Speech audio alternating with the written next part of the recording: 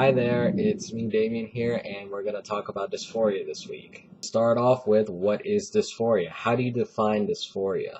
A general definition of dysphoria as it goes for FTMs or MTFs or anybody whose gender is not matching their assigned sex. It's basically having feelings, thoughts, and perceptions that are very different to what your body is displayed as, I suppose is the best way I can describe it.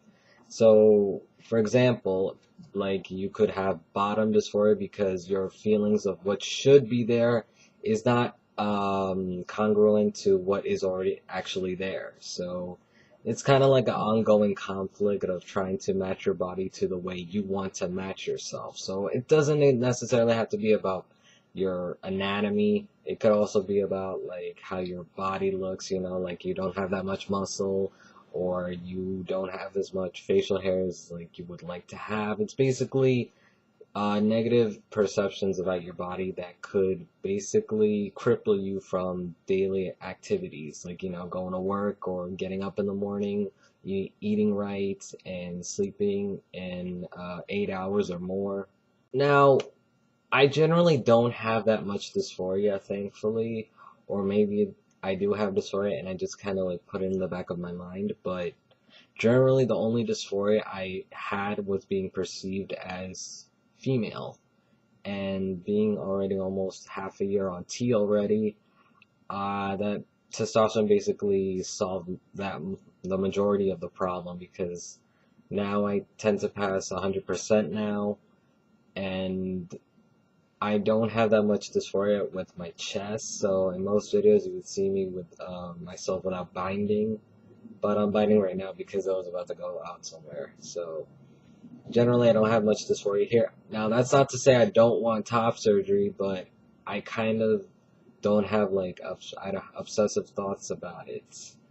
And it's different for every other person, so like not all trans guys, you can't assume that all trans guys have chest dysphoria. At least most of us do, but we have like varying degrees of it, like how badly our thoughts are like crippling us from daily activities, and those that have dysphoria but are managed to like cope with it with the skills that they've learned, like, listening to music or watching TV or doing something they enjoy, or like passing the time with activities that kind of keep dysphoria at bay, or techniques like, binding would kind of relieve your chest dysphoria because it gives you a flat appearance and nobody's really going to be looking at your chest.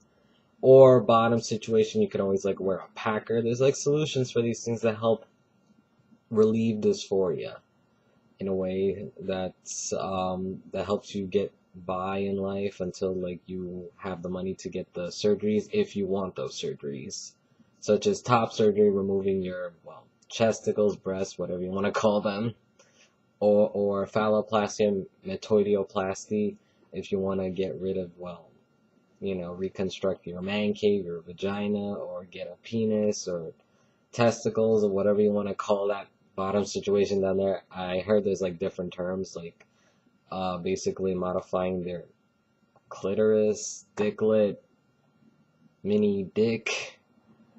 It's like basically fun size. I don't know, that's basically all those words that they tend to use. Now, while you yourself, you might not have a lot of dysphoria, you have to like at least be considerate of other people's dysphoria, because while you might not be easily triggered when you're reading stuff that pertains to very sensitive things, like how sex is done, how you're gonna have sex, or like the bottom situation and your top situation over here, and your body, basically how you feel about your body, you have to at least be considerate of other trans guys because they might have more dysphoria than you. So you kind of need to like tread carefully when you're talking about sensitive topics like sex and your junk and your chest, I guess is the best way I can explain it. So while everybody's different, we still should respect other people's views and their perception of what triggers them, and their dysphoria is the best message I can give you guys. And for those of you watching this that may not identify as transgender, dysphoria is a real thing. I remember like before I was taking tea, I was like this hot mess. It was just like crippling me every day, and it's like, especially in the last 3 months before I had to start tea, it was just like I couldn't stop like thinking about my chest, and everything in my voice was making me pretty dysphoric, and basically how my face was making me dysphoric because it was basically female, and even if I cut it short, I wasn't gonna pass. It's like dysphoria is a real thing, and it does drive some people to make really bad decisions like wearing ace bandages or attempting to kill themselves, and it's something that we need to be aware of and try not to trigger others because it's a real thing.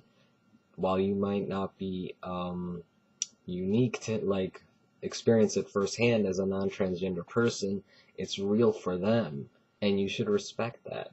And I guess that would conclude like talking about dysphoria. It's a real thing. It's different for everyone, and one person's dysphoria is not the same as the other person's dysphoria. But we should learn to respect and understand each other for a better community. All right, so see you guys next week.